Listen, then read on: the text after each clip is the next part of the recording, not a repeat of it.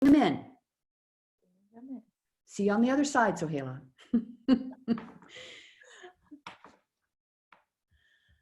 Okay, welcome to Sculpture X. Are we live? Yes. Yes. And to this panel presentation on and discussion of gendered spaces.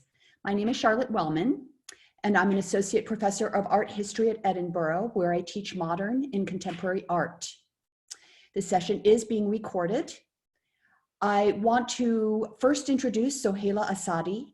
Her presentation will be followed by a conversation with me, but I also invite attendees, participants joining us today to put their questions to us using either the chat or the Q&A feature. And as time allows, after Sohaila's presentation, we will invite comments and questions. Let me introduce Sohaila Assadi. She's an interdisciplinary visual artist, writer, educator, and mother based in Portland, Oregon, and Iran.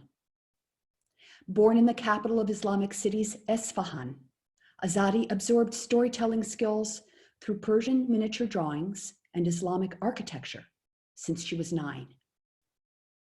Assadi's inspirations come from her experiences of being a woman of color living under theocracy and democracy.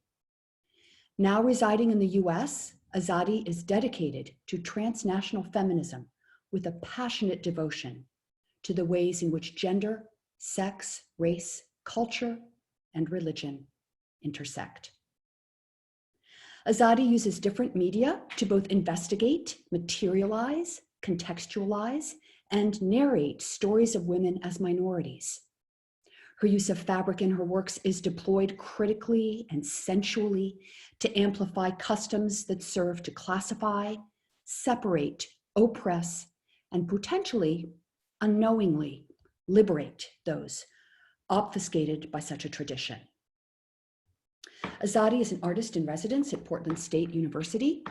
She's also an artist in residence at the Dr. Martin Luther King Jr. School Museum of Contemporary Art in Portland, Oregon. Sohaila Assadi. Thank you, Dr. Wellman, and thanks to everyone who's listening to us for taking their time to be here.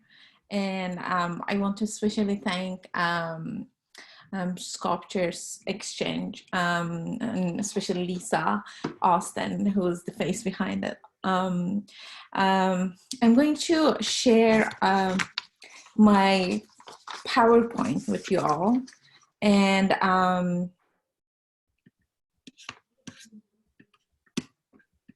then we can go from there.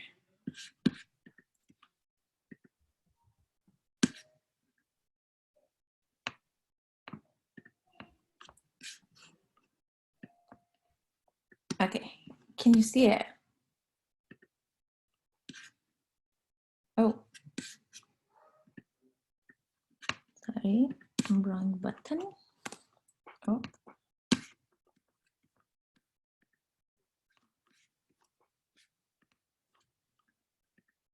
Here we go.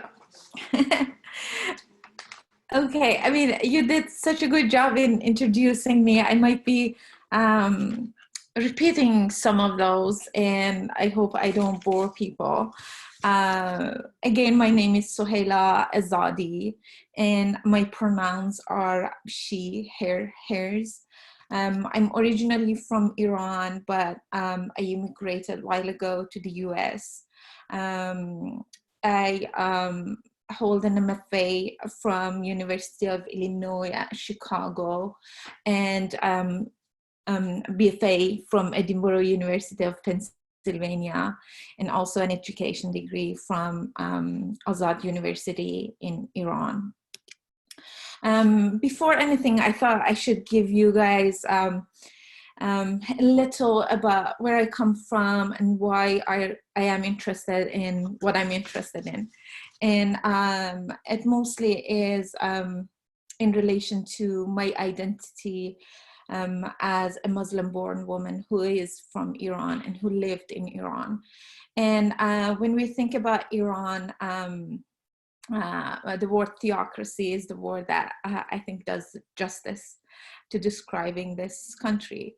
And what we mean by, for those who might not know, what we mean by theocracy is when a governmental system is based on a religion.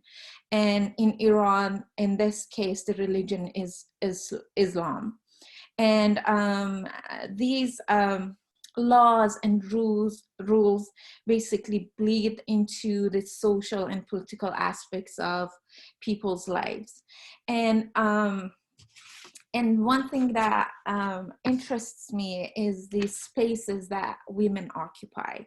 And why is because I grew up in these spaces. So because in Islam, there's this assumption that there's only desire for men, for the other sex. Therefore, they try to keep two sexes apart. And it comes in different forms. One form is hijab. So hijab became mandatory once the government changed from what was that? Kingdom to theocracy. And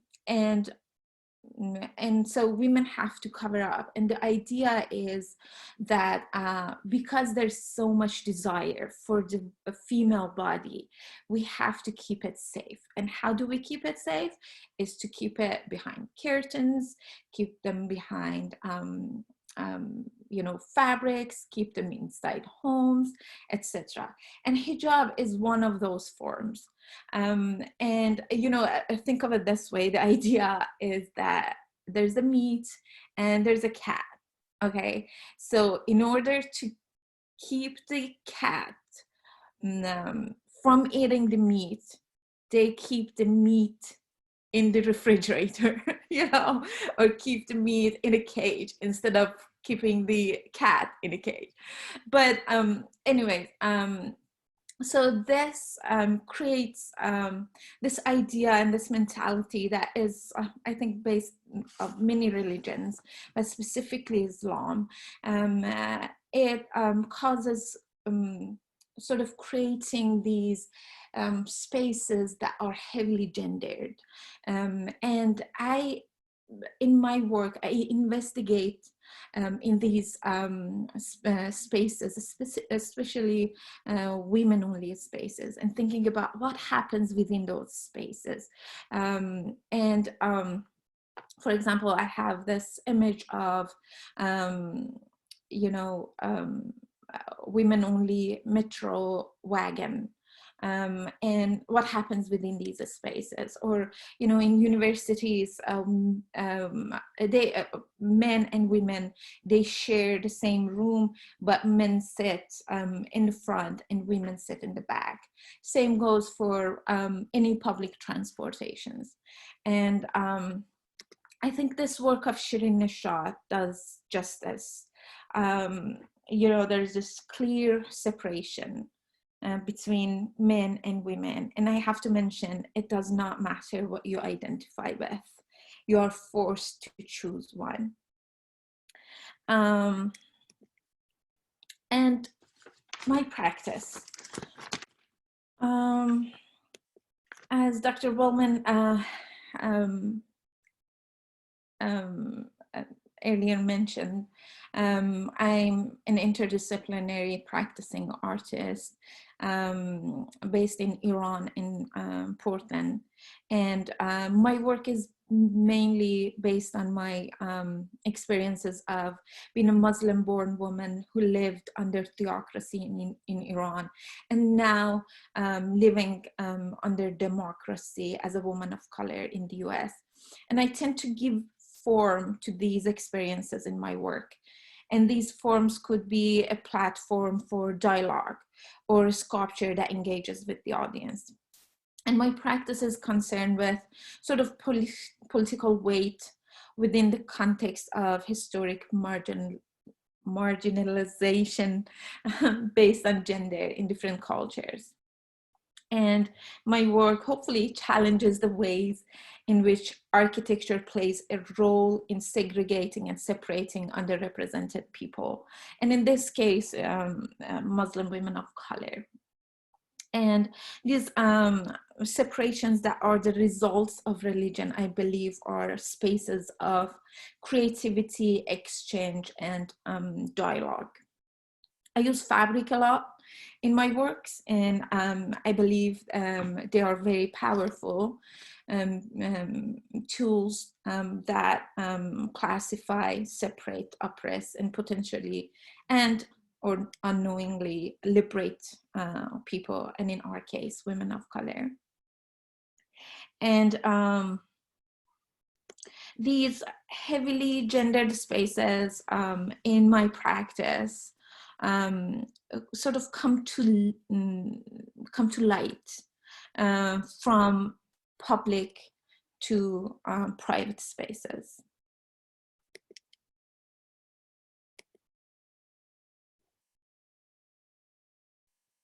And kids as a huge part of women's life. Super Exchange is one of my works that I'm very proud of. Obviously, I have it first. I did this work in collaboration with Jane Addams Hull House Museum in Chicago, and with the history of this museum, which housed women and children and especially immigrants, and taught them skills and different skills, you know, from craft to cooking, etc. So I thought this venue was the perfect venue for this project. So we collaborated on this project, and we basically, it was a 3-hour session, Skype session on both ends. We invited 10 women in Iran to a private gathering in my parents' house. And we invited 10 women in Chicago, 10 female identified people in Chicago. And we served the same soup. As we were talking about different aspects of our lives as women.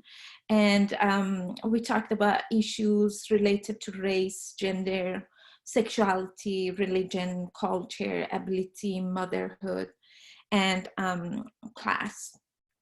So the word feminism does not exist in Iran, but after this project, it was very interesting to sort of realize most of the women on the Iranian side were feminists without knowing.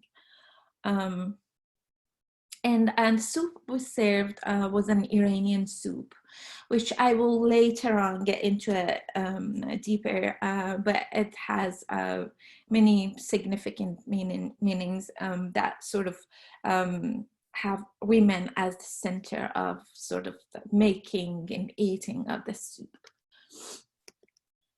Grows on balls. So there was a point in my, it was graduate school that I felt like my work is getting very angry in a way, and I'm not an angry person. And it sort of came off as this, you know, work done by this angry feminist who's a woman of color, and I didn't like that idea. So I had struggles to figure out, how do I still talk about the things that I want to talk about without being very aggressive. And I thought humor is the best thing to introduce to my work. And I started doing that. And it sparked from this project that you see here, which was a collaboration between me and my mom and my aunt and my father. And the whole idea started when I was talking to my father, and I believe we have two different kinds of sexists. One is that they don't like women, period. But the other kind is that they believe women are fragile and they have to take care of them. And my dad is the latter. And he's a very funny guy, and he uses this very problematic language that is very gendered and very in a way empowers men. And so as I was talking to him, I was like, oh, I've had enough of this. So I started talking to my mother, and I said, do you want to collaborate with me on this project to sort of get back at that? And she was like, yes. And so I reached out to my dad's sister, and she was like, absolutely. And he was so happy about this project to an end that he was like, I'm going to fund this project. This is very radical. So I basically collaborated with them, meaning that they had as much power as I did. I just gave them the whole idea, and they had the liberty to make these balls the way they wanted to. But the limit was the size, and the sizes were mostly inspired by sort of male dominant sports like basketball and footballs, soccer balls, etc. But for me, the important part was the part that my mom and my aunt were having conversations while making these, while they were, making decisions on these. And when I talk about these private spaces, this is a great example of, bringing out what is known, has been known historically as, in quotes, women's work out into public. And sort of playfully challenge the gendered language that we use that tends to empower men. And so this project has different chapters, and I decided to show you guys a few of them. But I have to say this. It's very funny because only men wrote this at the opening night of the exhibition. So the second chapter is basically, again, walls were growing bigger in this case. So they were to a point that they were, so large that people could sit on them. So they were no longer elevated and respected in a way, but they were squished, and they were so playful because they were jumping balls. So sort of gaining or getting back, or getting back that power I gave the balls in the first project, and sort of squishing them, and make them practical. So they were very interactive, and as you see, people were sitting on them during the exhibition.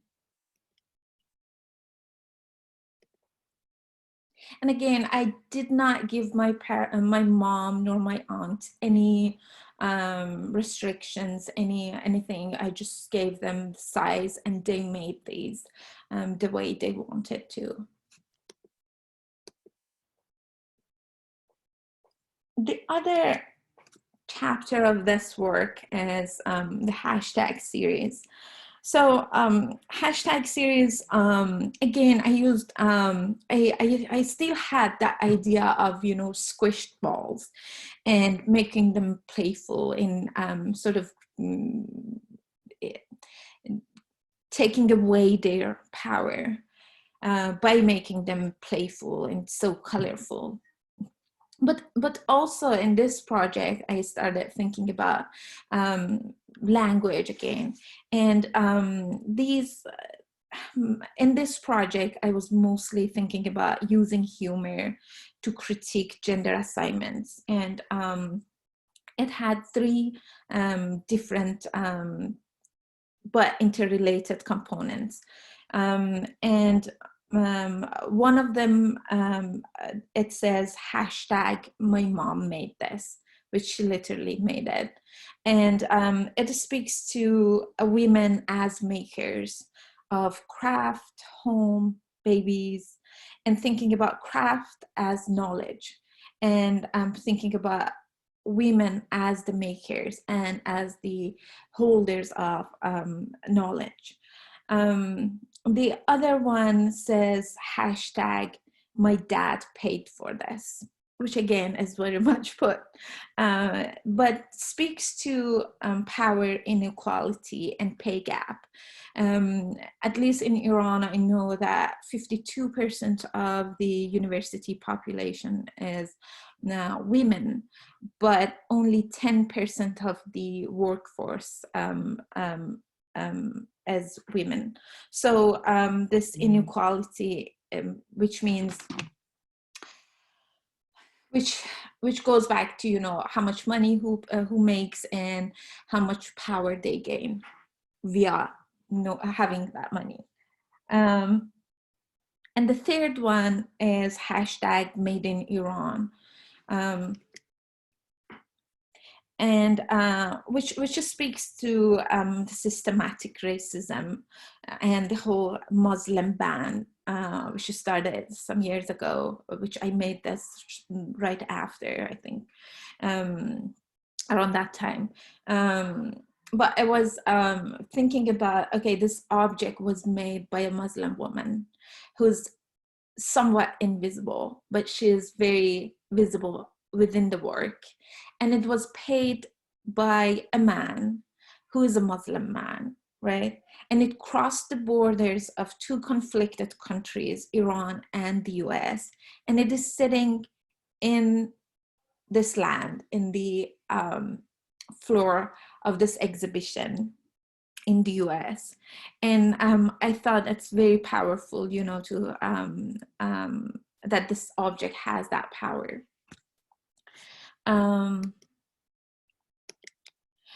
This is another project that I did in collaboration with Dorchester Art and Housing project, which is, if you know, Theaster Gates, one of Theaster Gates projects. And I made this structure using fabric. And this reminds me of a fabric that separates, I remember going to mosques with my grandma, and in the middle of the mosque, there was this fabric, a clear fabric that was separating the space. And women belonged to one side, men belonged to the other side. And I always was wondering, what is going on the other side that I'm not allowed to see? And I started thinking that men could be naked, and that's why we have this curtain in between in a mosque. And then I believe honestly that was one of the reasons that, you know, I started imagining things, and that made me a good storyteller. But in this project, we have two entries with signs embroidered on them, you know, the very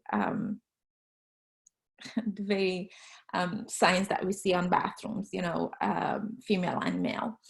And but there was nobody there to enforce any laws. And once they get inside, instead of having that clear separation, the separation was blurred by using this sheer fabric. So you still have access to the other side to some degree.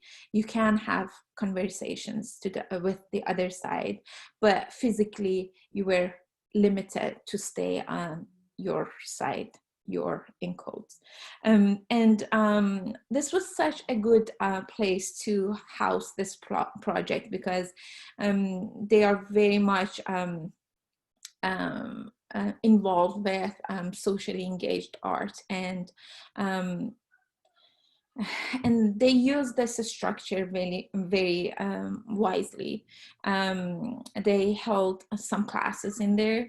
They did yoga classes in there. It was a giant structure. So I was so happy to see that these artists, different artists, come into this place and incorporating this work. The other work is Make a Wish. This goes back to the first project I talked about, the soup exchange. This is the soup that I think is very interesting, because in Iran, in female-only spaces, female-only parties, oftentimes they make this soup. It's a noodle soup. And the way they do it is that if a woman has a trouble, she calls her friends and all of them make the vegetables together, and all of them make the soup together, and they stir the pot together and wish for their problems to pass. And this is I believe this is one of the few occasions that women don't think about what happens to their husbands, to their sons, etc. You know, they are the priority. They can unveil, because we're talking about a country that is, you know, very much male dominant, right? So they don't have to feed the man before they feeding themselves, you know. So they are the priority. So I made this project in which I made some of the soup was there, and people were encouraged to stir the soup. And as they were making their wish and stirring the soup, I was approaching different people in the audience, mostly women, and I was giving them different ingredients, and they were adding that to the pot as the one of the participants was you know, stirring the pot and making their wish. And as they were doing that, I asked some women to help me with chairs, and I had bars fixed to walls, and all the chairs and sort of stools were next to the they were distributed by women. And then once the soup was ready, it was time to eat. And so I asked people to line up, women first and men second. So the idea is to, you know, women eat, and if anything is left, we give it to men. And I find it very funny and interesting, again, thinking about these very male dominant cultures. But the interesting thing was with this project was because these are, you know, ideas that you have and you don't know the outcome. And the risk factor here was that, you know, I didn't know how people would react to this work, but the soup part, absolutely, they loved it. But they didn't face the walls and eat their soup. Everybody turned around facing each other and ate the soup. And the idea for me was to sort of give a hint to the Islamic culture in relation to food, that when it's time to eat, it's time to be quiet and appreciate the food instead of having conversations. In the West, we have conversations around food, but in the East, it's the other way around. Well, I don't know, not all the East, but in the Islamic culture. And there was a point that I became a mother. And, you know, as I mentioned, many of these projects are based on my experiences. And I think about motherhood as a heavily gendered space. And I was doing this year-long residency, and I was teaching part-time, and I was a full-time caregiver to my newborn, and I didn't know how to, you know, sort of be both, be a mother and be an artist. And for this project, it was a live stream between my house and the gallery space. And in a way, this project is a place that shows how both of my identities as a mother and as an artist collide and collapse. And it was interesting because this, the still you see is where I was breastfeeding my child. But this was about 2 hours of live streaming for the length of the opening for that show. But nobody realized that it is a live stream, and nobody wanted to, you know, connect with me. Which this project has 3 other chapters that unfortunately we don't have the time to look at the rest, but you're more than welcome to look at my website. This is one of my most recent projects. Again, thinking about hijab, we're talking about hijab is the act of covering up the hair, hair mostly, but body too. So again, using the humor critically to bringing in what is very private, and in this case, the women's hair, into the public. And I asked a few women in Iran who are hijabis, if they are willing to donate their hair to this project, and they were very happy to do so. So I felted each hair into fabric and made this text, which this also became one of my most favorite projects. And Afghan. This work is also in collaboration with my mother. And this work is,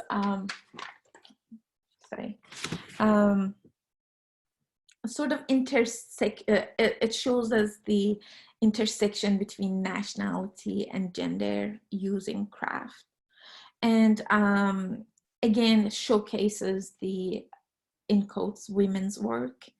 And for me, the idea again was thinking about my mother as a Muslim woman making this burqa and in private and showcasing it in public. But this is very colorful, right? So again, thinking about hijab as a gendered space, it is a very gendered space. So the female body decides who should have access to her image in this case, right? And this is the Afghan, the word Afghan has been used interchangeably to refer to as a nationality and also a type of craft that originates actually from Afghanistan. And in this work, I believe we celebrated the relationship between craft, gender, and nationality very peacefully. This is my most recent work. And this is the last work I like to share with y'all. Witch Hunt is one of the videos that I made in collaboration with filmmaker Liz Cameron and a group of artists, musicians in Cincinnati, based in Cincinnati. I would have to stop sharing my presentation and open another screen.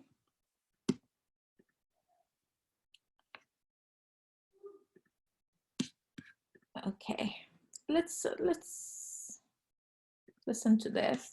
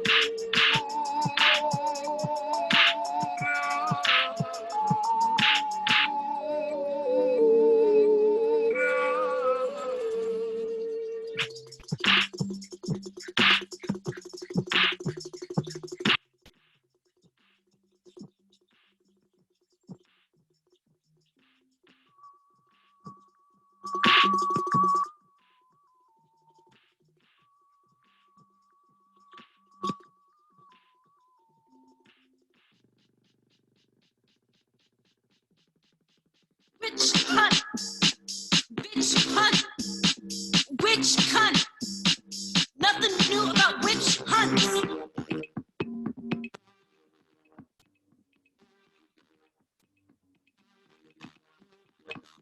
Witch hunt, witch hunt, witch hunt. Nothing new about witch hunts.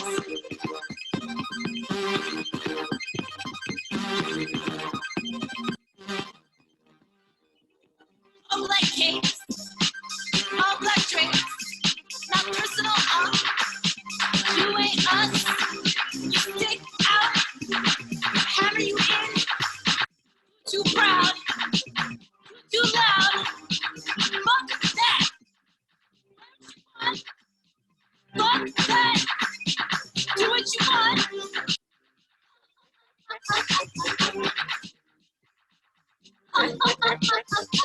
Same shit, same look. All black capes, all black drapes. Try to get me to freak out. Fuck that. False confession. I'm Proctor. Motherfucker. I'm like Winona. Get out. Fuck with you. Another day.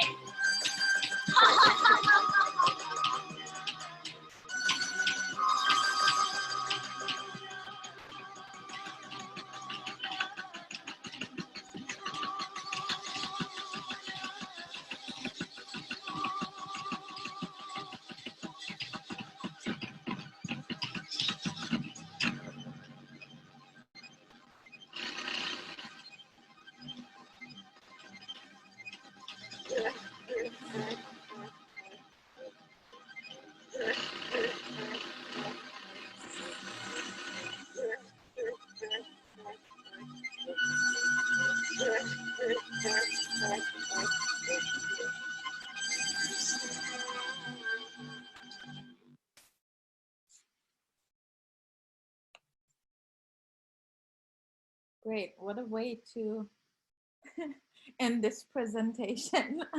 But a brief,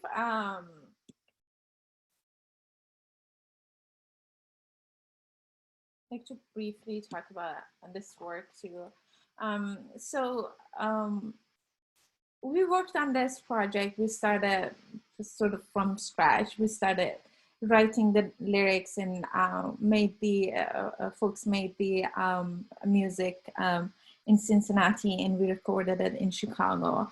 But we're talking about agency here, right? And thinking about Muslim women's agency and how we think of them as people who are invisible and who have no agency. And in this video, there's this veiled woman living in a cave-like place, who we see she's looking up, same-sex porn and, thinking about the sexual agency and all of that. So again, using humor to talk about the invisibility of Muslim women and the way we think of them as the, in quotes, other, and think about Muslim men who have authority over them.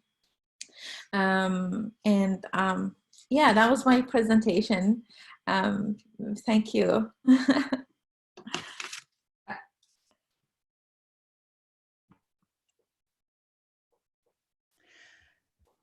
I invite anybody who is listening and who would like to submit a question to just jump in and use either the Q&A or the chat features on our Zoom screens.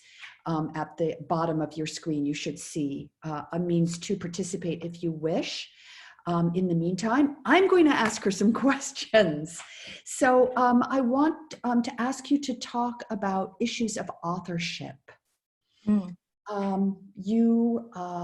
I have watched you give performances, and I have a feeling that that was you underneath that veil in that, because I know you have a dance background and a performance background as well. But you also actively question authorship within your practice. And I'm wondering if you would talk about the idea of collaboration and how you both facilitate these events and at the same time the way you seek to step back and empower others, and how that relates to your background, your idea of art. Yeah, that's such a good question. This has been my struggle from day one. To what degree do I give the, other side? That could be, my collaborators, or that could be my audience. To what degree do I give them authority over the work? And I think by teaching, I learned something really good. That there was a point that with teaching, I had this struggle too, that I believe in feminist pedagogy and I believe in, shared power.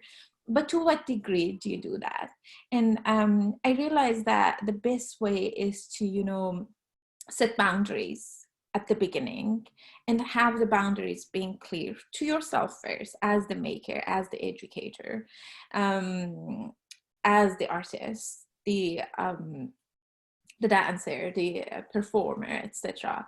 And then once it is clear to you, then you can, leave the sort of stage open. I believe that power should be shared between collaborators. And if there's a point that, I'm collaborating with lots of people other than my family, but when it comes to my family, they have no idea what I'm doing. They just, they to some degree, they observe it from outside. They know, but in reality, they don't know what I'm doing. Like one example of it is that my mom sent me this burqa, the Afghan work. And at the end, she was like, "What, after the show, make sure you turn it into a blanket." And I was like, "No, Mom, this is an artwork, So, when I work with them, I would say, I know the work that I want to make, and I just give them the idea, and then some parts, they have the authority. I don't want to have any say in it. For example, when it comes to patterns, colors, you know, but I know the shape that I want. I know the form of the sculpture, you know. But that's interesting because you, I think I did one of my first performances in your class, and when we talk about authority, you know, again, thinking about performance art, that part also is interesting because I also struggle with that. To what degree do I share the stage with my audience? And it all depends on the work. Yes. I hope I answered that. Oh, absolutely. You know, our screens are lighting up, Sohaila. That's Look at great. all the questions that we're getting from people, people thanking you. But let me scroll up. One panelist asks about whether or not you have or interested in showing any of this work in Iran. I would love to show work in Iran, but unfortunately, as of now, my work sort of sits on this line of being appropriate or inappropriate, considering the Islamic laws. So as of now, I cannot think about, you know, showing there. And if I do, I have to censor myself so much to a degree that I feel like the work won't be the work that I want to show. But one way of challenging myself would be, hopefully one day I teach there first, at least for a summer. That has been my plan, and see how that would go, you know, especially, you know, thinking about, you know, you cannot talk about sexuality, you cannot talk about so many things, and so it would be a challenge, and I want to challenge myself first that way and see, you know, learn those boundaries again, relearn them, because I've been away for almost 18 years and things change so much, and I feel like I'm a foreigner there in a way, as I am here too.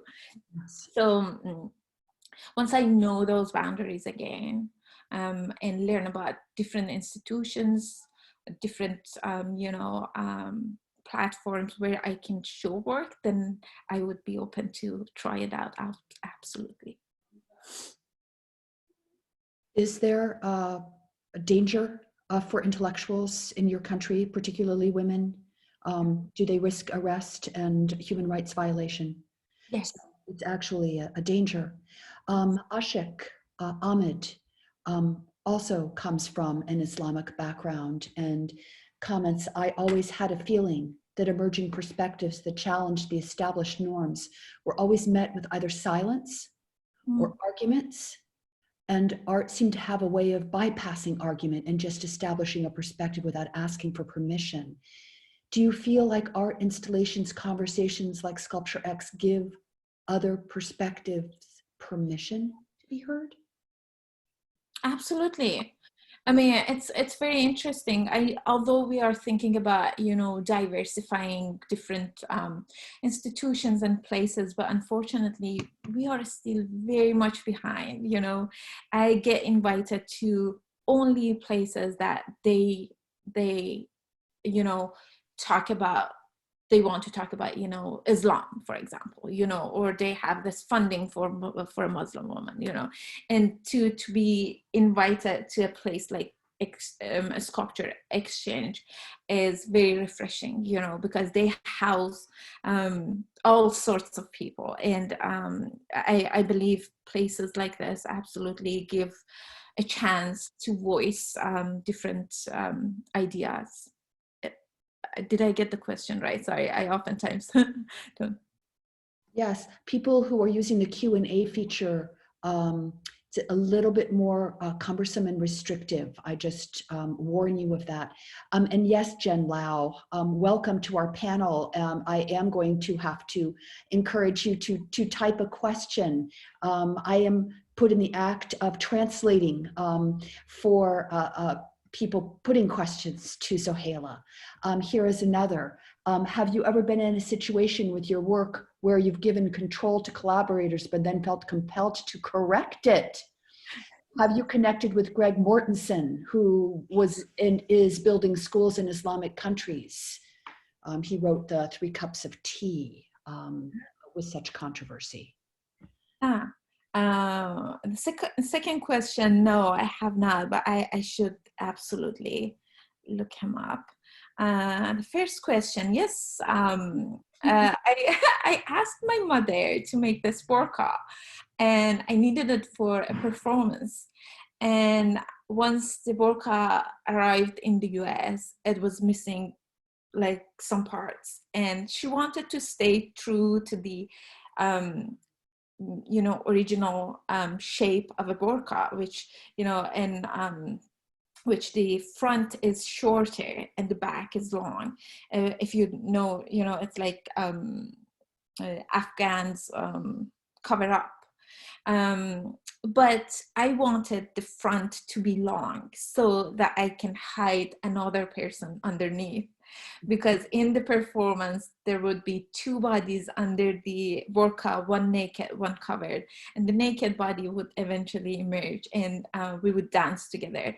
But I had to, that was the point, for the sake of the performance, I had to correct the work. And so thankfully she had extra fabric for me, and I sewed it and fixed it. How have you felt responses to your work? I'm looking at another interesting question. In the US, especially given the fact that our hostility and our xenophobia towards different people has intensified in the past several years. How have you felt? Like, have you felt that hostility? Have that tension to any degree? I have to say, places that I share my work are sort of like bubbles. They are safe places. They are places that oftentimes intellectuals have access to, and they are universities, there are gallery spaces that gallery goers go to, and mainly because of that, I would say no, I haven't, thankfully. There have been, with conversations with panel discussions, yes, I have had experiences like that in the past,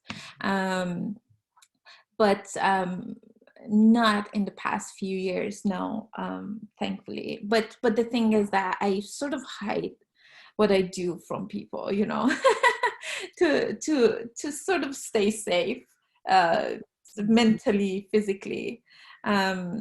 Even my Iranian friends, there are many of them who are against Islam, and there are many of them who are for Islam. And so for me, who's like respectful to both sides, I'm like sort of in the middle. And most of my friends, most family members, they don't know what I do for a living.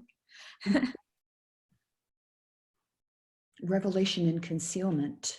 Exactly. Definitely a persistent theme that seems to permeate your life as well as your art. Exactly. Yeah.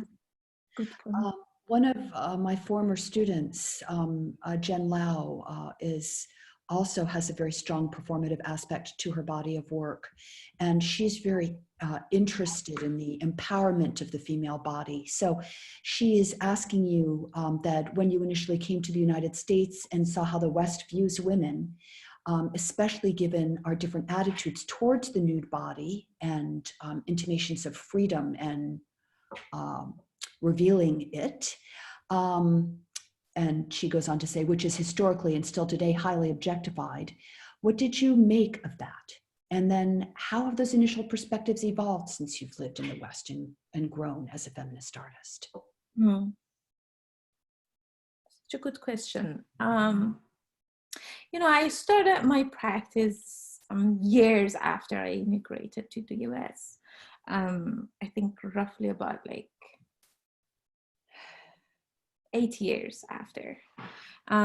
So so at the beginning, I mean, I had some ideas, I remember taking even as simple as that would be a good example, taking, drawing classes, and all of the nude bodies that I was, drawing, none of them had their private parts, drawn. So even going back to my sketchbook, it makes me, it's very funny because I couldn't even look at a nude body and think about it as a whole, and not sort of sexualize it in a way. Maybe that could be why. And I was so embarrassed to even look at it and draw, a private part in detail, even not even detail, in 2 lines, even 3 lines, I don't know. But same goes for performance. What helped me was that I did at Edinburgh University, I did my minor in art history, and there I was sort of exposed to, different performance art pieces. And then once I went to Chicago, it was right there, most of my friends were, performing nude, and it never felt uncomfortable to me at that point. But how did my perspective change and evolve? I would say, if I think about it from the beginning, when I was freshly, an immigrant, I would say very much, if the first day you were to show me anything nude, I would be just, I don't know, I would be terrified to look at it. But eventually, I think all the classes with nude models helped me to get past that point. But about objectifying the female body, it's very interesting because I show the other side, which is thinking about the agency, the female agency, and she is the one who has power to either decide who can see her nude and who cannot, and who can see her face and who cannot, who can see her hair and who cannot. And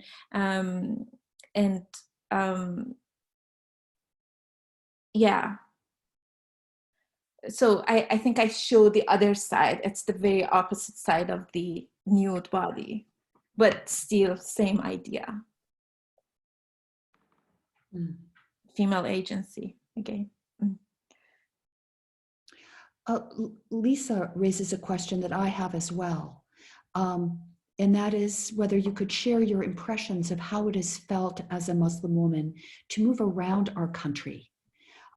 We met you in rural Pennsylvania, but then you went on to a very thriving urban center in Chicago for your graduate work. And from there, you've moved across the country to Portland. So I'm wondering how you found community in each of those places, but also how you feel your identity as a Muslim woman resonating or thrown into relief, or any observations you have about that. Right, sure. Good question. I have to first say that I'm not a Muslim woman. I do not identify as a Muslim. I'm Muslim-born woman, but because my practice is very much, involved with that side of my identity, people tend to think that I am Muslim.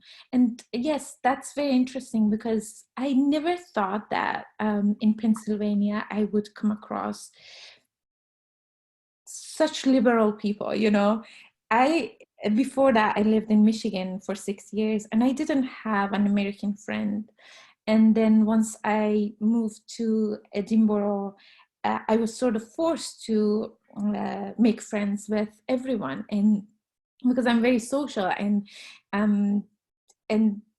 I didn't have Iranian friends at all there. And I started making friends with Americans, and it was fascinating to see how the majority of students and faculty were really liberal, and they were really welcoming of the, other. I've had my challenges in Edinburgh, but I don't wish to, I don't wish those challenges to, overshadow the time I had there at Edinburgh, because I met brilliant people there.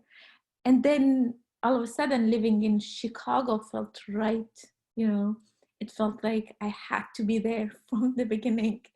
It felt like I belonged there with the community that was so supportive, with all these people, intellectual people who just want you for who you are and what you do. It was so refreshing. And then now in Portland, it's been a year, which half of it has been through the pandemic, but again here too, it's amazing to meet people, and they would be interested in what you do, for the bettering of our country.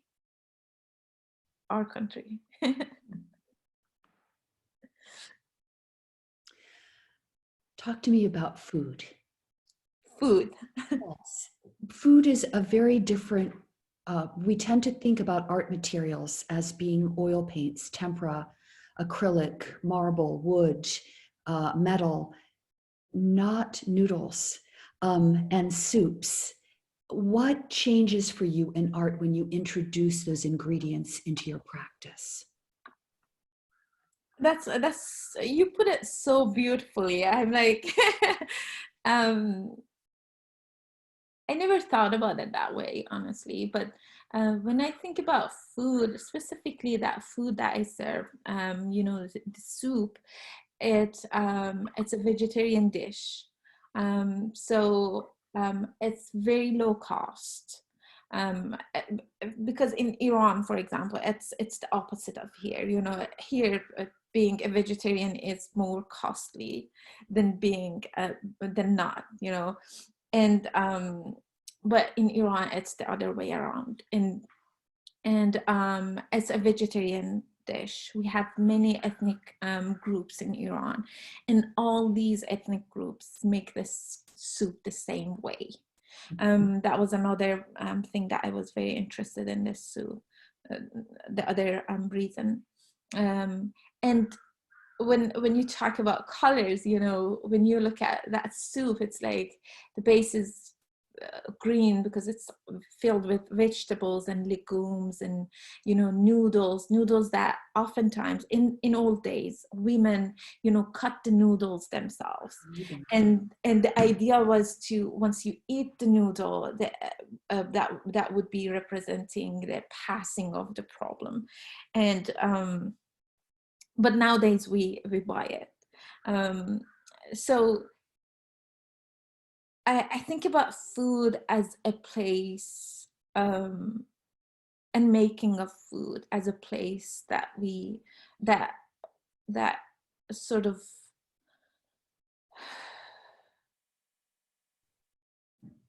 food as a component that would gather people, and make people, closer to each other, regardless of, their sexuality, regardless of their identity. I had this in the making of that Make-A-Wish project, I had this faculty member. During my critiques, he would always walk out, but that was the only time that he stayed for the critique of that work, Make-A-Wish, the soup project. And that was a very good example of, how food brings people together, and regardless of, their differences. And such a refutation of the notion of observation and the spectacle, that we're only allowed to look at art. Right. It. But this time you can eat it. And I was also introduced to this form of making in Chicago. And I was a graduate student, and I was invited for a symposium and as a participant, and not a presenter. And there I met many amazing artists. Most of them are very, very well known. And they were using food as the, as a form in their work. And that was the click for me, I think. Mm-hmm. I always teach the Thai artist Rirkrit Antadavaniya. He was there, yeah. And I had the food he made. And yeah. And the other one was also okay. The Iraqi artist. I'm. Oh, send it to me. I would love to know. Well, yeah. You deal a lot with the difference between public and private spaces in your work. I'm wondering what comments you have about the way Americans think about that. Yeah, I think it's not tangible, as it is for us who experience it differently in Iran. Public and private spaces are so different in Iran, because many people don't believe don't believe in Islam and don't believe in, theocracy. And so the way they live within private is absolutely different from the way they have to appear outside in public. So in public, because rules are enforced, and the penalty could be, death even. So you have to go by rules, right? But within private, there's not much that the government can do, right? And so so within private, it's a different world. People are unveiled oftentimes because many people don't believe in veiling, and women, and alcohol is forbidden in Iran, but we oftentimes have more alcohol when we go to Iran, believe it or not, within private spaces, dance parties, and everything is like so different, so colorful, so happy, so the opposite of what we see in media, because media here feeds us, what they see from outside. But I understand why it's not tangible here, because, we don't have many documentations of private spaces, for example, of Iran, because there could be death penalty. So people, everything is hush hush. Mm-hmm. So it's very even when we talk about, when I think about private space, when the female only wagon I talked about, earlier in this slide, these become this sort of subcultures, and within themselves, it's very interesting that these private, semi-private spaces within the public, I'm going to call them, they become places that are very liberating. Like we had a woman dancing, or we have women, selling underwear there, or we have women who unveil within these wagons. They are still within the public space, but they are private because they are specific to women. So these are fascinating places. Sounds as if there's the potential to be subversive in those subordinate spaces in the public realm outside of the home. Exactly. Attendees, fellow panelists, we are nearing the end of our time. I do see another follow-up question from Jen, but Jen, I apologize. I'm not sure we have time to put it to Sohaila. It's complex. Sohaila, can I ask if people who are interested in following up with you might contact you via your website and continue this conversation with you? Absolutely, I would be super happy. Yes, good.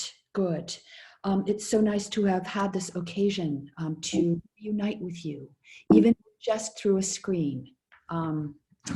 It's been lovely to feel your energy coming through to me and to be able to have a conversation with you and to know that the 25 people who have joined us today are also getting exposure to your work and to the important ideas that you're raising for us in a time of partisanship, conflict, protest, and difference. And so I think it's extremely timely that you raise these issues in your work and share those with us.